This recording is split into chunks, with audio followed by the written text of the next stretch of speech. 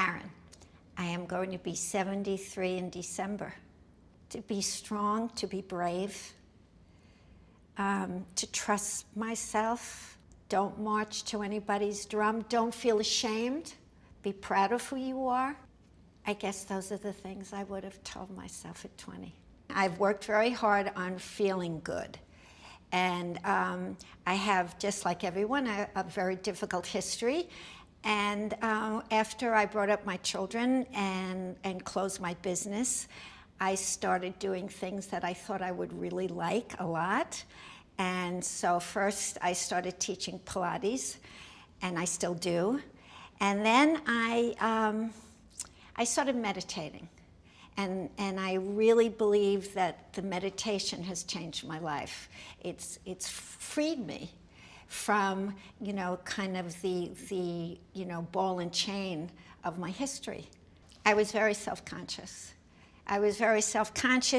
I remember even when I was a kid, maybe 13, 14, I would walk down the street and these guys would whistle.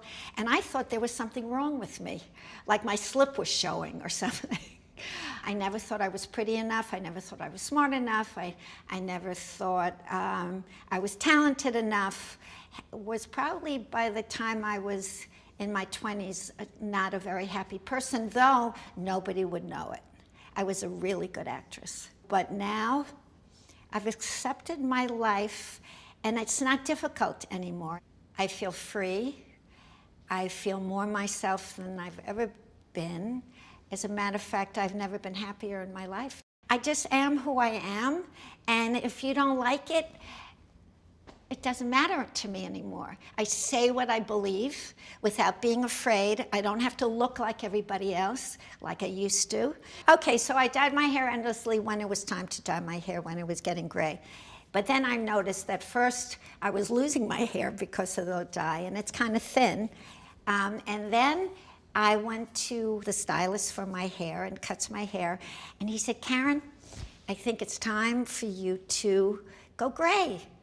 And then I did, and I went gray, and it wasn't difficult at all, and I love being gray, to be honest. Not because it's now beautifully silver, but because I don't have to worry about it. It's who I am.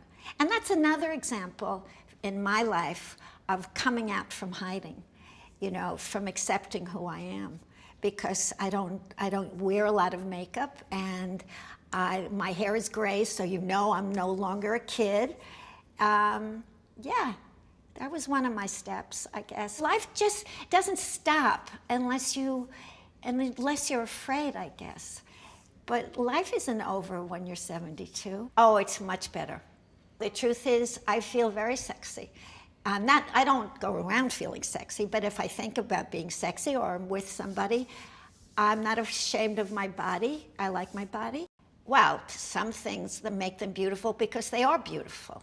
Aesthetically, beautifully, classically beautiful, and depending upon what culture you're from, beauty is culturally defined. And I've been with women and men who aren't particularly beautiful, but they're beautiful, because of who they are. I think that people need to grasp their life. I climbed a mountain in Peru, not Machu Picchu, but it's called Young Mountain, I think. It's a little taller than Machu Picchu a couple of months ago. And when I came home, I was top of my game, right? I mean, nothing. I was unstoppable. And I'm walking down in front of, and I had to get my nails done, and I was running, and in front of Starbucks, I fall and break my wrist. And there's a story about Sisyphus. And Sisyphus did something against the gods. Gods only know. And what his sentence was, he'd have to push a rock up a hill.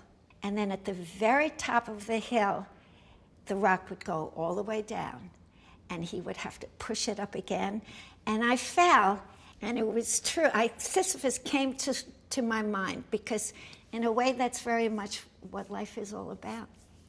We were pushing up the hill, and then and pushing up again. We're the top of our game, and you can read about it in all, what's happening to a lot of people in the news right now. Top of the mountain and now, phew. So I don't know what tomorrow's going to bring. But I know that I am in the moment. I'm really here in time at 72, going on 73, and it's been joyous.